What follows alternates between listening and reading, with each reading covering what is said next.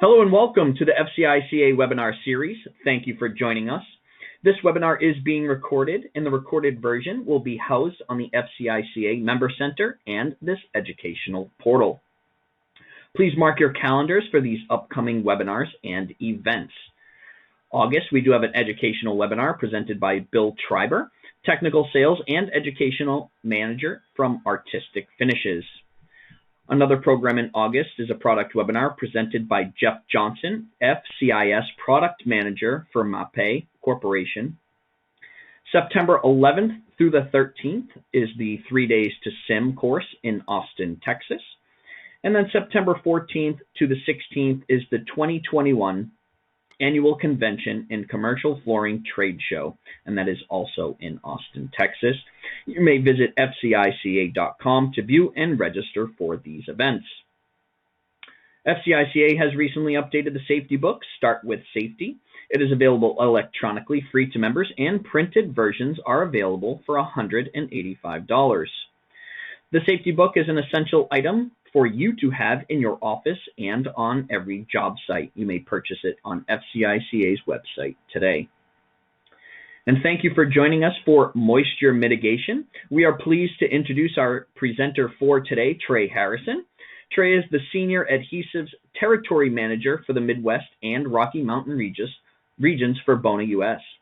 Trey has been in sales and training for the past 18 years and joined Bona in 2015. He is here to answer your questions for adhesives and loves to help customers in any way he can. Trey, welcome to the program. We're excited to have you, and I'll turn the floor over to you. Thank you very much. I appreciate it. Appreciate everybody being on here. We're going to talk about moisture today. One of the things, one of the scarier propositions in wood floors. So I'm going to start off. I'm not going to read every slide.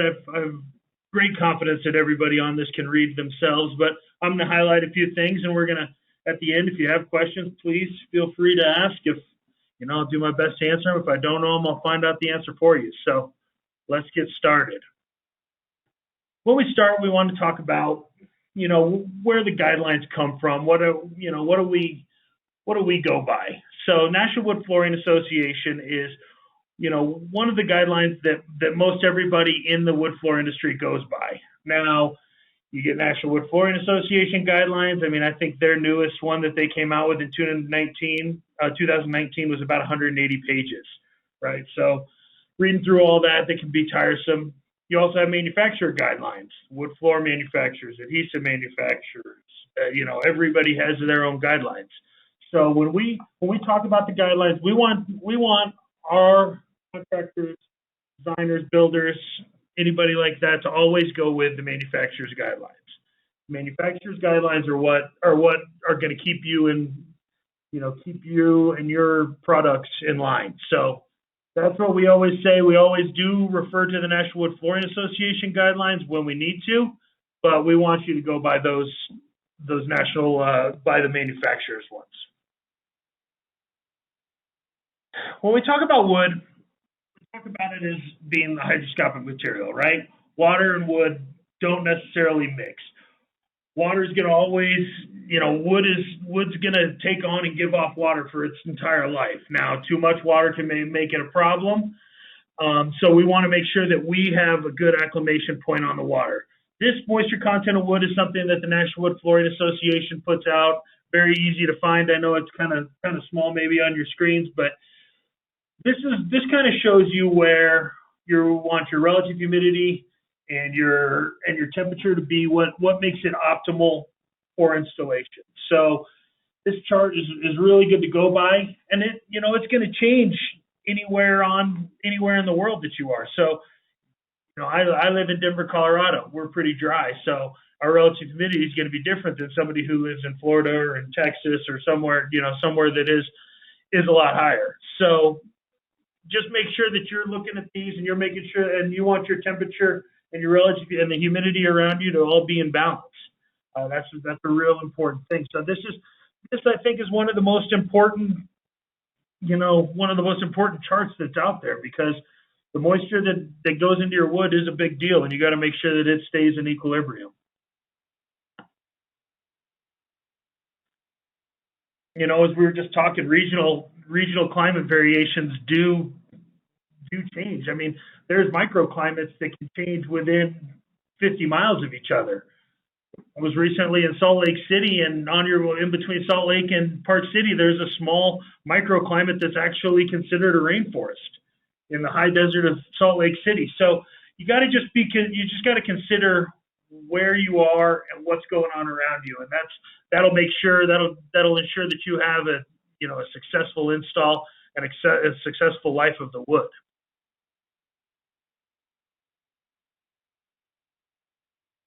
We talk a little bit more about moisture and wood. Acclimation is a huge deal. So there'll be some people who say, you've got to acclimate your wood floors for 2 weeks in there, or for 3 weeks, or 1 week, or whatever. The answer to the question is, how long do you acclimate wood? Is as long as it takes. Whatever it takes to get that wood to the same moisture level of the place that you're installing it, that'll breed successful installations. We put this picture down in the bottom right-hand corner of the fish in a fish tank. If you've ever bought a fish, you know that you get it in that bag and you bring it home, and then you set it in your tank and let the water acclimate together, so then the fish has more success. Same exact thing for wood. You're bringing wood from off of a yard or wherever it was milled, wherever it was dried, everything. Then it's brought to your new environment, and when your environmental humidity and temperatures and stuff like that, so you got to make sure that those stay in balance, so that wood doesn't get shocked and always will stay at the right level. We laugh. These pictures are great, but you're missing out on all the trades working around you. You've got different trades that are going to change the dynamics of the space. The bottom left-hand corner is a great picture of how to stack out wood. You want to break those bundles apart and make sure that the wood's opened up so it can receive all the humidity and get into balance that you need.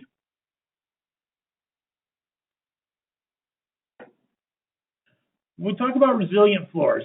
So this has become such a big deal over, even the past 10, 15 years, that when you're doing resilient floors, when you're doing these new LVT, WPC, all these different acronym floors that you're installing, you got to realize that there is still moisture that can come and can build up underneath the surfaces, things like that. So best practice, you always want to make sure you check with the manufacturer.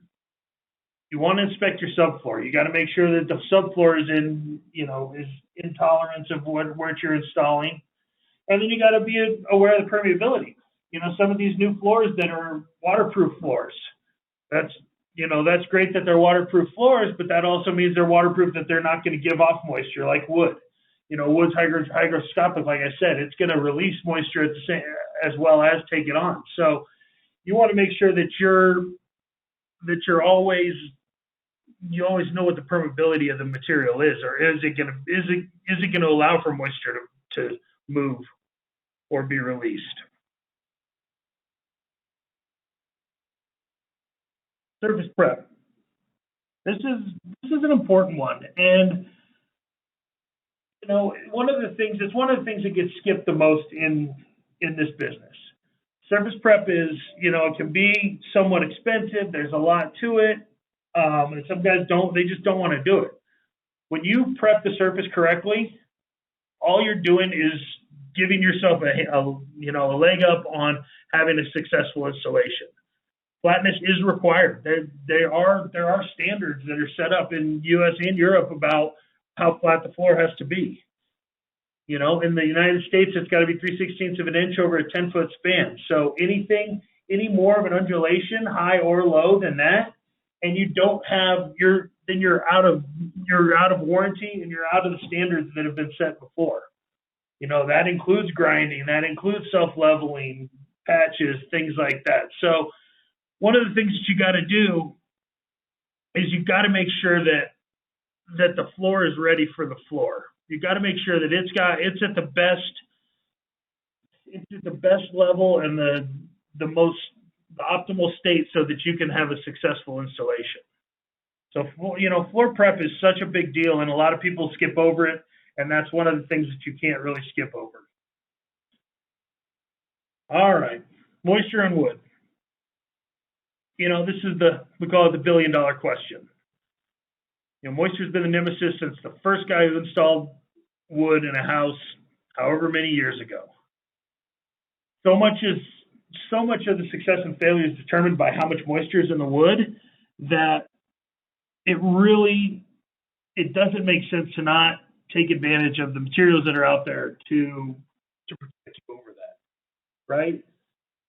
There's no moisture conditions, and then there's unknown ones.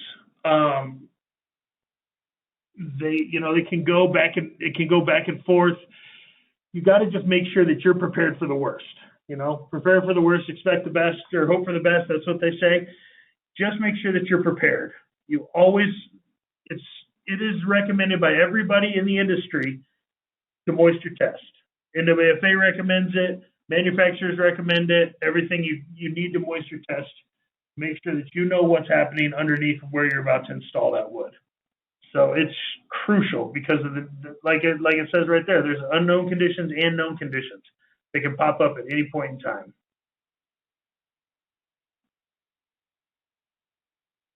Shrink and swell. Every type of wood out there has a dimensional coefficient, which means how much it's going to expand and how much it's going to attract with moisture. Maple's not going to expand and contract at the same rate as oak does. It can live, moisture and wood can live together, but it's when you don't know how much it's going to expand and contract that can bite you in the butt and really get you in a tough situation. So you got to just make sure you know what kind of wood you're working with, what's its dimensional coefficient, how much is it going to expand and contract over the time when the moisture is introduced to it.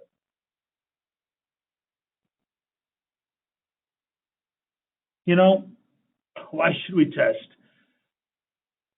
I think that's a really good point right there. It says because moisture mitigation is risk mitigation. So and when you talk to, if you're dealing with subcontractors, you're dealing with contractors, whoever you're dealing with, one of the things that you'll see is that there will be plenty of people saying, I don't have moisture problems. I don't have moisture problems. I live in Colorado, or I don't have them. I live in Montana, or, we don't deal with those kind of jobs. Now, yes, maybe you've gotten away with it, but is it worth the money not to? That's my biggest question. So because you don't want to take that risk. That risk is really, really expensive and can really be damaging to your business and things from there. So moisture mitigation is a small part to play just to make sure your floors are taken care of. Right here, why should we test? You want to make sure that the flooring and subfloors are within tolerance. Now, this is an important thing. Strip flooring, anything under 4 inches, needs to be within 4% moisture content of the wooden subfloor it's being installed on and the wood that you're installing. So when you take your meters and you check them, you need to make sure that those are within 4%. Plank flooring, anything over 4 inches, 4 inches and up, needs to be within 2% moisture content. The reason for that is that the moisture transfer. When you glue or nail down or whatever, you put that floor and you put those two pieces of wood together, there's going to be moisture transfer. As that moisture transfers, if it's over those tolerances, the 4% or 2%, then you can have a real issue. That moisture can move into the wood. You can have cupping. You can have all sorts of different negative issues. So that's something you got to make sure about. Reduce callbacks. Callbacks are a big deal.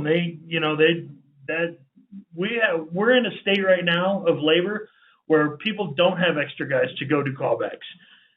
This high-paced building and installing schedules that we're trying to keep right now, we don't have time to go back and deal with failures. Peace of mind, manufacturer warranties, all these things are reasons why you should be testing every floor that you get on. You know, this top line is an important one.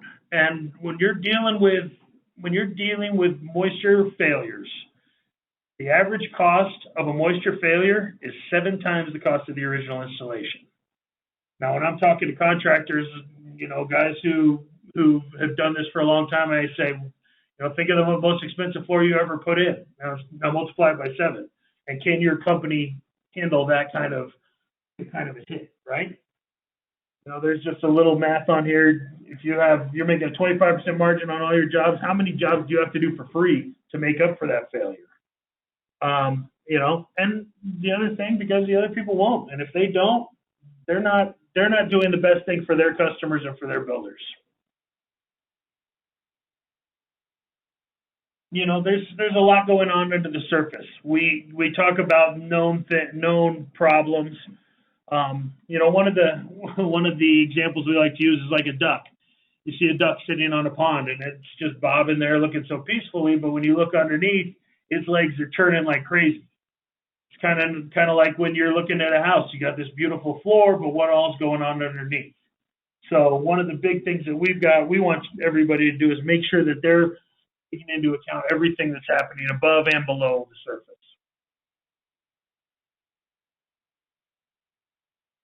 This is just kind of a slab or a slide to show you all the different things that could happen. These are all the job site conditions that every time a wood floor is installed, these are all the things that have to be taken into account.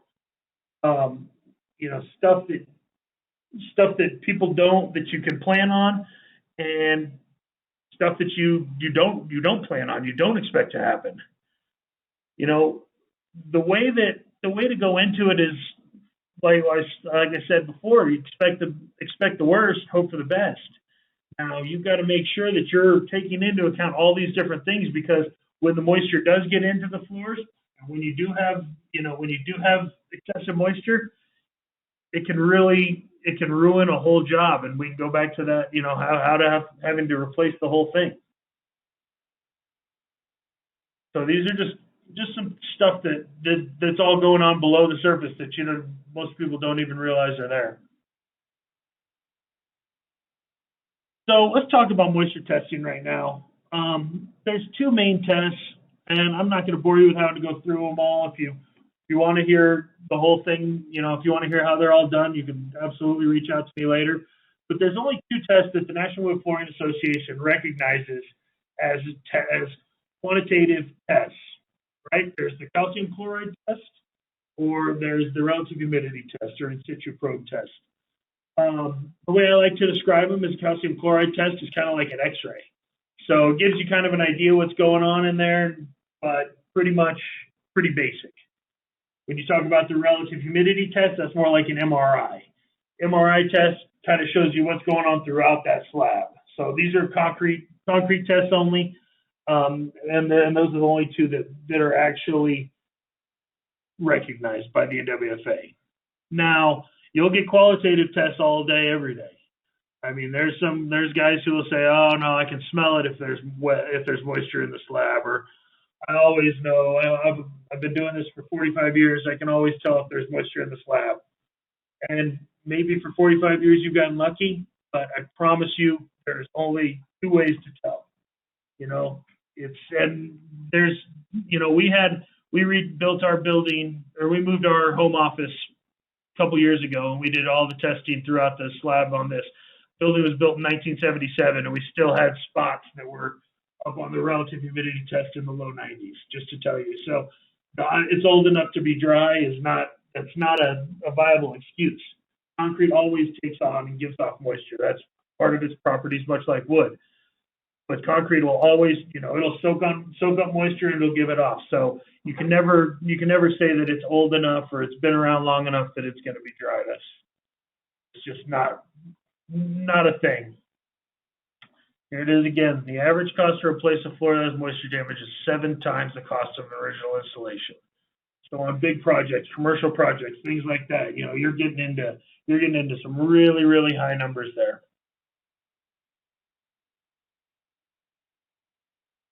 All right, considering subfloor. you've got to, when you consider the subfloor, this is a good picture up here in the top left. There's a lot of layers that go into it. You got to understand what kind of underlayments are in there. Everything that goes into it.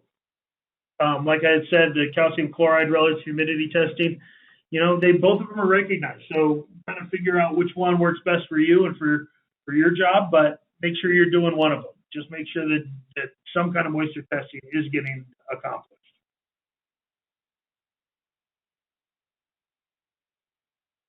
Impact of moisture on flooring. These are all things that can happen. These are obviously real life pictures.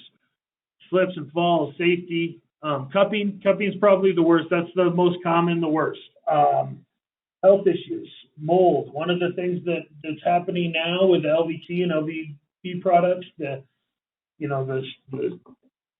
waterproof products, is we are seeing some occurrences of mold.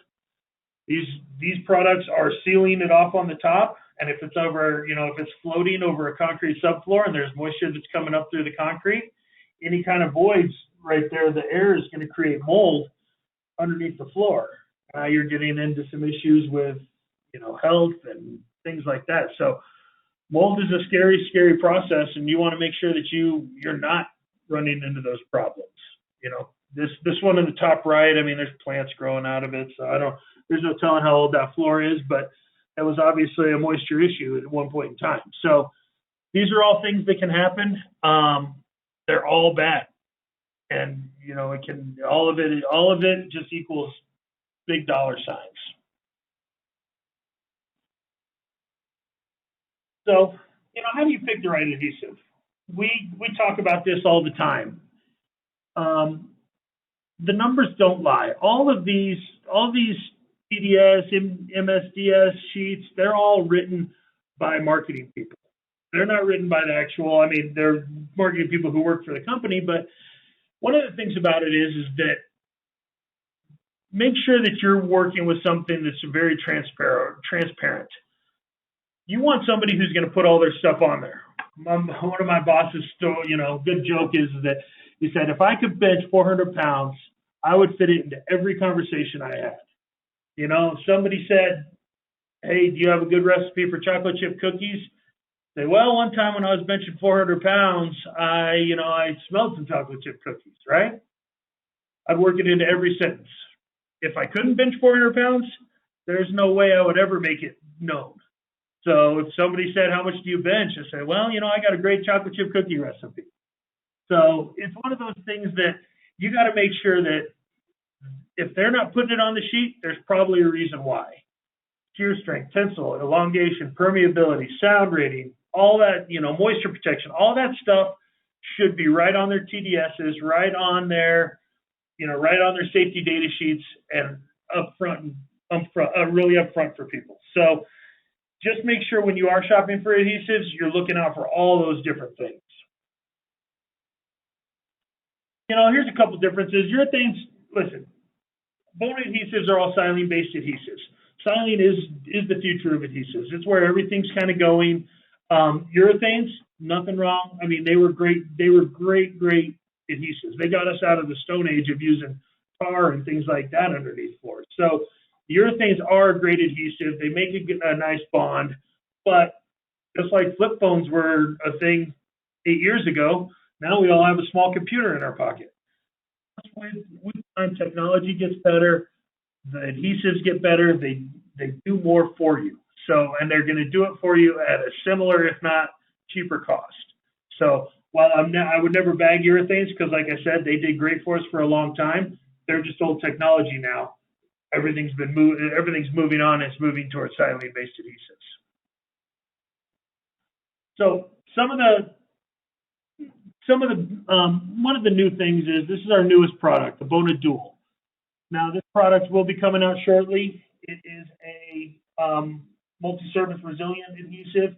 It works as a wet lay or a pressure-sensitive adhesive. Go under, all different substrates. Easy to trowel, low VOCs, easy cleanup, really long open time. It's going to go in conjunction with our Bona R540, which I'm going to get to here in just a minute, what that is. But just wanted to tell you guys about it. Some of the first to know that we are coming out with this Bona Dual for LVT, any kind of resilient flooring material. All right, so let's move on to another issue that's coming along. We've seen in wood floors. Now, this is about nail glue assist. Wood floors these days, pre-finished, unfinished, everything, every different kind, they're not getting smaller, they're getting wider. When you think about 1 square foot of flooring that is a 2 1/4 strip flooring, right? If you're doing a nail down, let's say you're gonna, 1 square foot, you're probably gonna have 12 to 16 nails. If you take that same square foot and you expand it out to a 7-inch wide board or 8-inch or 6-inch, whatever, now you're going to be down to about 4 to 6 nails. So less than half the fasteners for the same amount of flooring going down, right? When you're talking about wider planks, everything is going wider. And when nails are still holding down well, but they're only holding down one side. So that's why we suggest, also the NWFA suggests, that anything over 4 inches that you do a nail glue assist.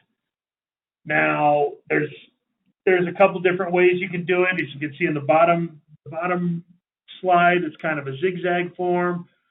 You can do a straight. I prefer a straight line across the butt joints and one line all the way down on the groove side of the board. So that way, no matter what, if you're doing a nail glue assist, you're going to hold that board down better. Now, one of the biggest things about that is it's going to really, really reduce and almost eliminate any of your squeaking and your popping in floors if you guys have ever had to send somebody back because of those issues.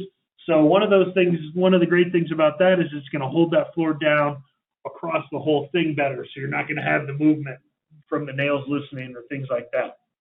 So it's an important step, and it's really become a big part of installs these days.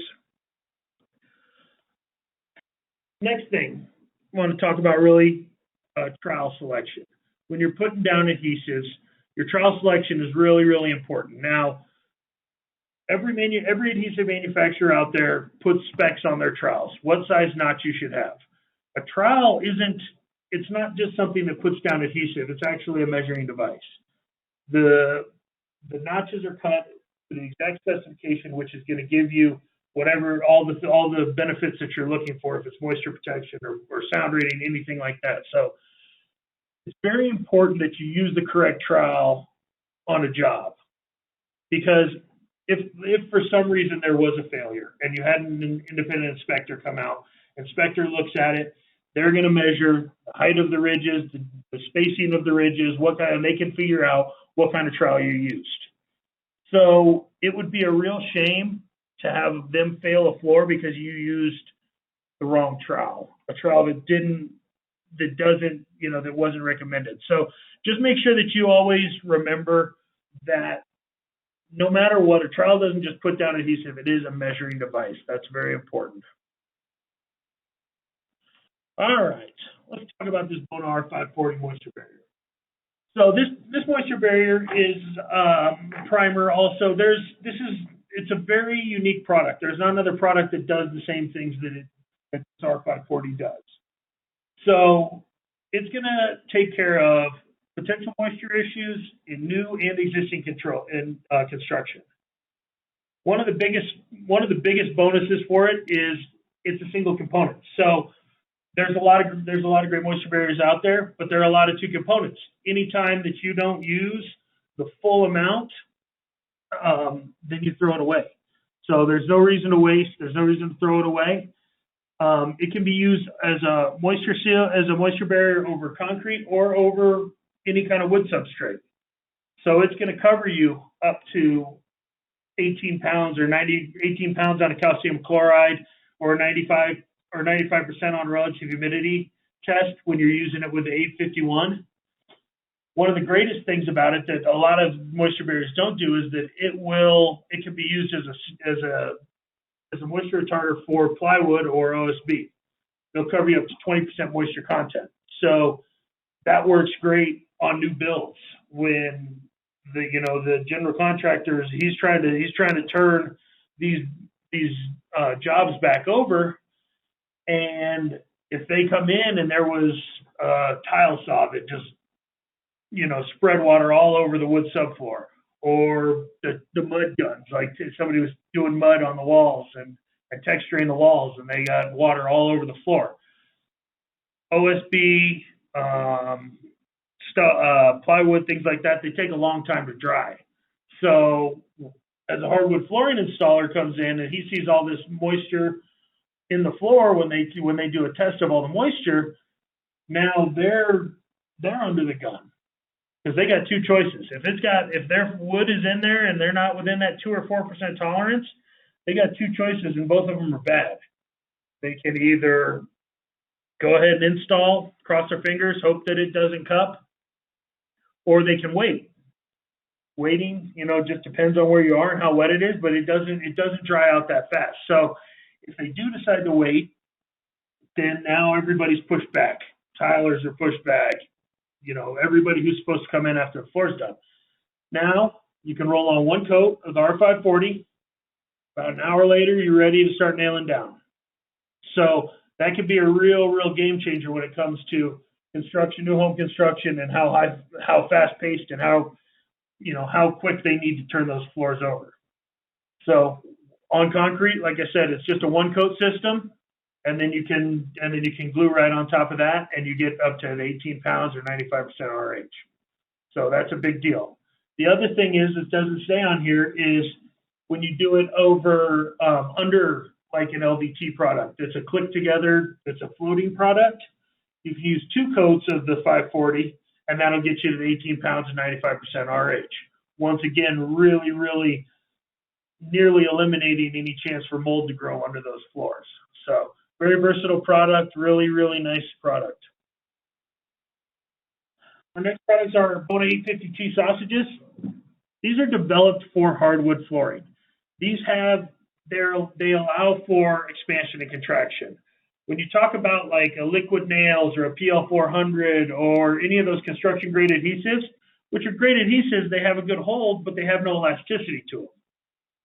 When the floor moves, and I say when, not if, when the floor takes on some moisture and it does expand a little bit or a lot, these tube adhesives are going to allow that floor to expand, and then they're going to pull them back to place when it dries back out. So that's a big deal, because with construction adhesives, when they get hard, they crystallize. Like I said, they've got a nice hard hold, but they don't move. So when they do take on moisture and they do expand, it will snap off and shear off. So these are made to be used on wood floors. These are what we use on all of our nail glue assists. They go in. We have a nice adhesive gun that they go in, and they get about 60 linear feet per tube. Bona R540. This is our crown jewel, I would say. This is, unlike, and it's not my good for my business to ever batten off another manufacturer, because all of them make great products. They do nice things. One of the great things about Bona is we have one bucket, 4 different trowels to take care of all of your needs. So you don't have to decide, well, I'm going over wood, or I'm going over concrete, or I'm going over gypcrete, or I'm going, tile, anything like that.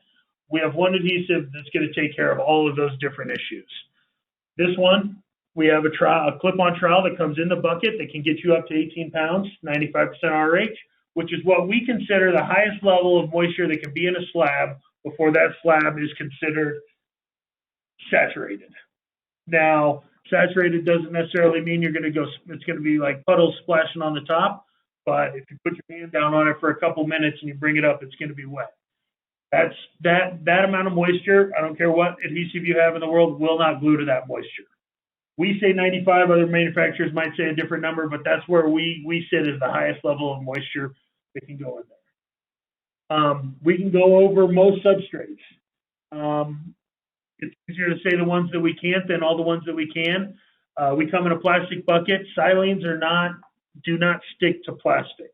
So we cannot go over like an LVT floor or something, or any kind of a linoleum plastic floor like that. Now, the good part about that is because it doesn't stick to plastic, when the installers do get some on top of the floors, it's not like a urethane. It doesn't start eating away at that finish.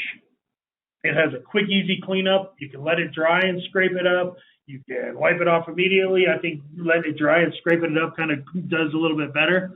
But you don't have to worry about that kind of those spots that can get on top of floors, as long as it's cleaned up within 72 hours. This one also has a built-in sound rating to it. Now, when you're talking about multifamily housing, it's a big deal to have a built-in sound rating. For the IIC, it's 71. For the STC, it's 65. We have all that documented, and that's just with our standard everyday trowel that comes in the bucket.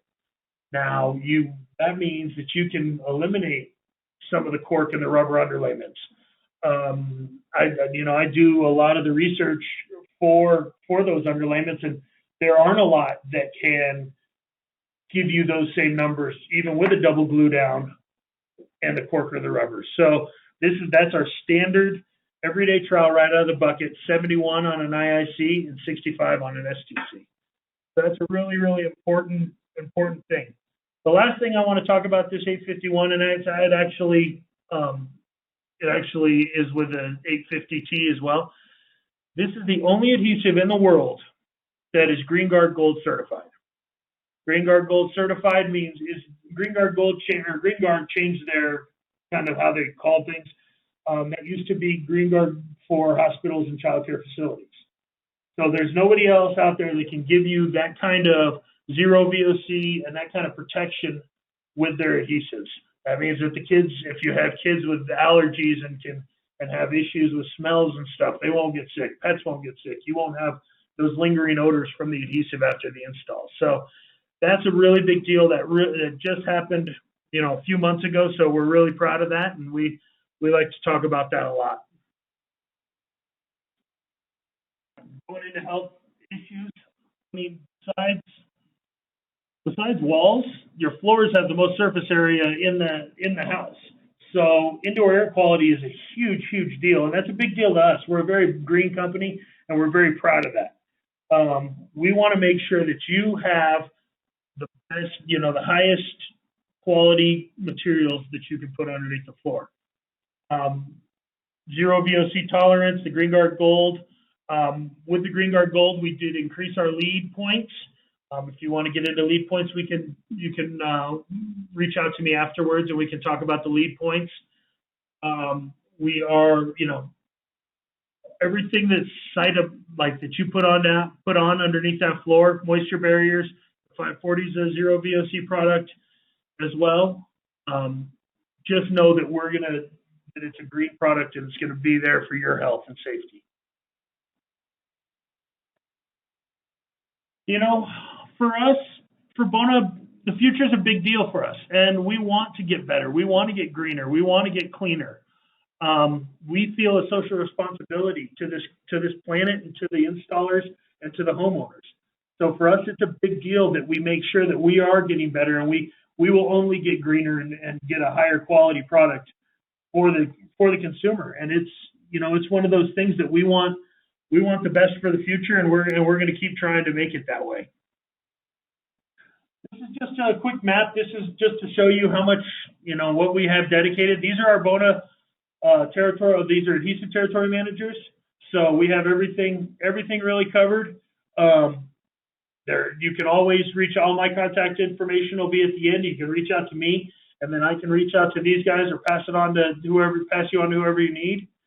And then these are our territory managers.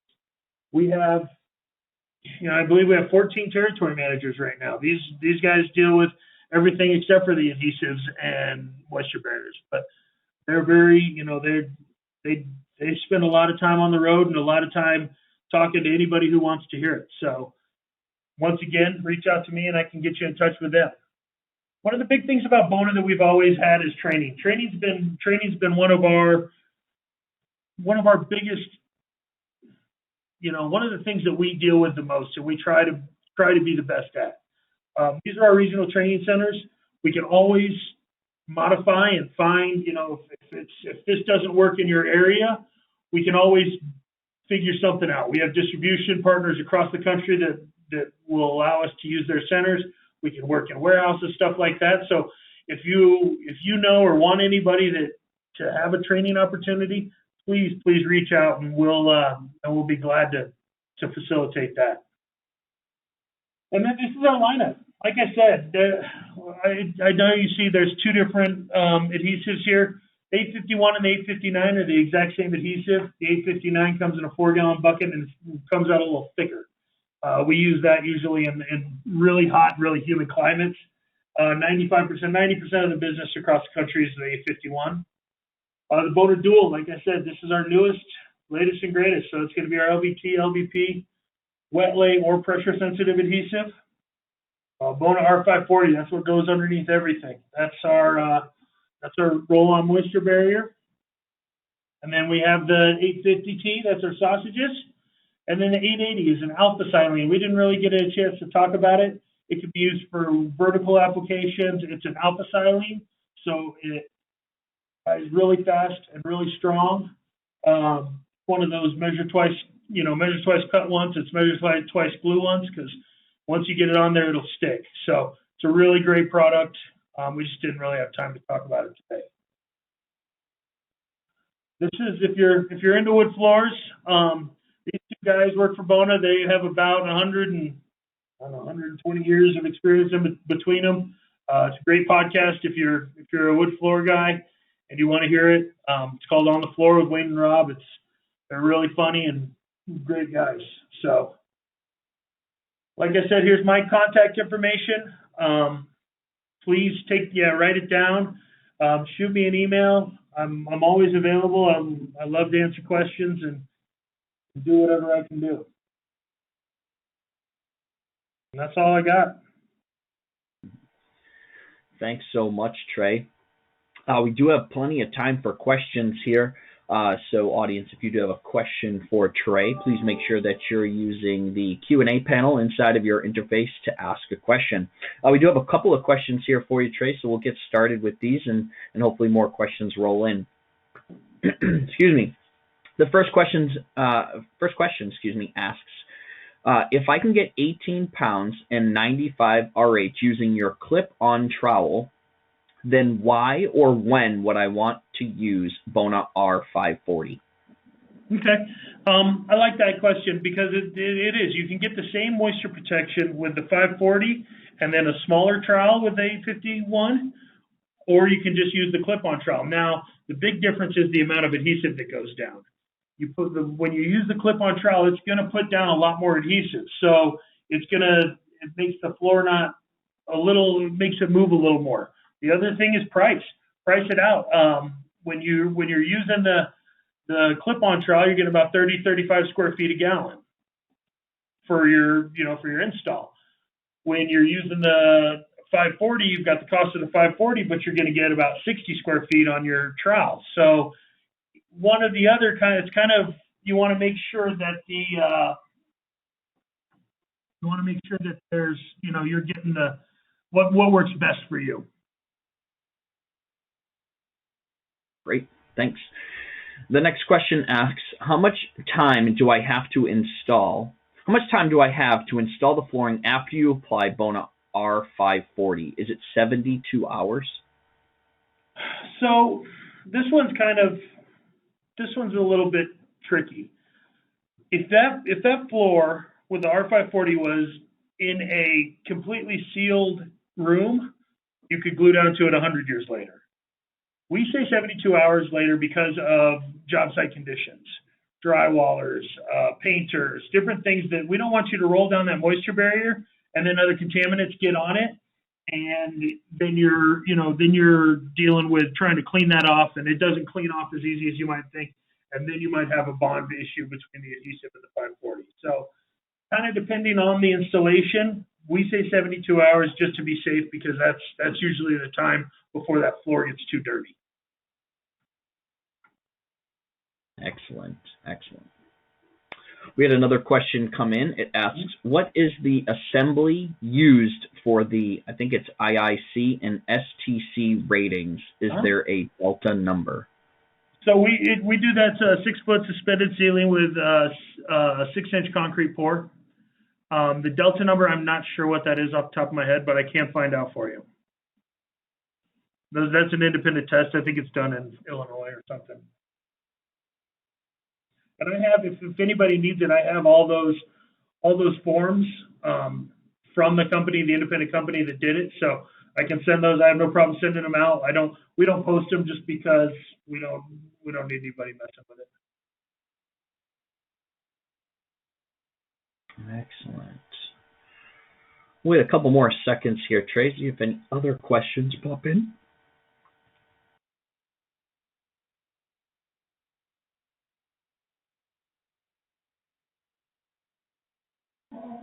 All right, I'm not seeing any other questions. On behalf of FCICA, thank you so much, Trey, for presenting today's webinar. At this time, we do. All right. Excuse me. At this time, Sims may now navigate to the Submit Credit tab to receive credit. Please note that you must be signed into the educational platform in order for this feature to work. If you have any issues, please let us know. This is the conclusion of today's webinar. Thank you so much for joining us, and we all hope you have a great rest of your day.